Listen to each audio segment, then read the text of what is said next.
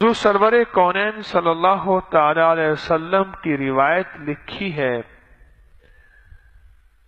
فرمایا کہ اگر کسی شخص کو روٹی کا ٹکڑا پڑا ہوا ملے، اٹھا لے، کھا لے، اس کے نام اعمال پہ ایک نیکی لکھی جاتی ہے، اور جس شخص کو روٹی کا ٹکڑا ملے اس پہ کوئی مٹی یا کوئی چیز لگی ہوئی ہے اور اس کو وہ پاک کرے، صاف کرے، دھوئے، کھا لے، اس کے اوپر نام اعمال میں 70 نیکیاں لکھی جاتی ہیں۔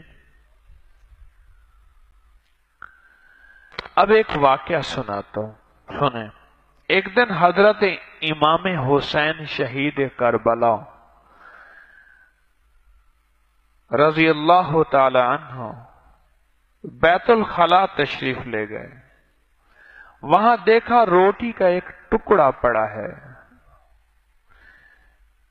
اسے اٹھایا اور اپنے غلام کے حوالے کیا،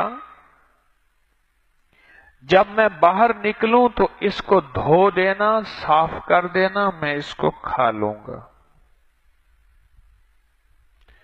جب باہر تشریف لے آئے تو دیکھا تو وہ روٹی کا ٹکڑا اس نے صاف کیا، دھویا، خود کھا لیا۔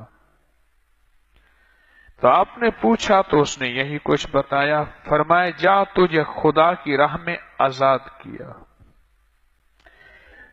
ایک شخص نے اس غلام کے آزاد کرنے کی وجہ پوچھی،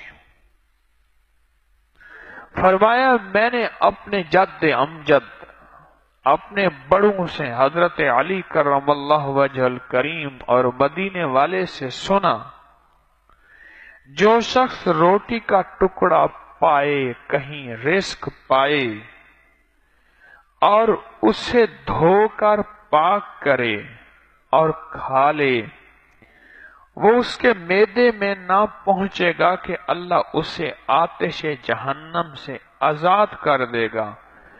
میرا رب تو اسے جہنم کی آگ سے آزاد کرے اور میں اسے غلامی سے آزاد نہ کروں۔ کیسی بات ہے؟ کیا ان ہستیوں کا مزاج تھا؟ شرافت اور سخاوت تھی۔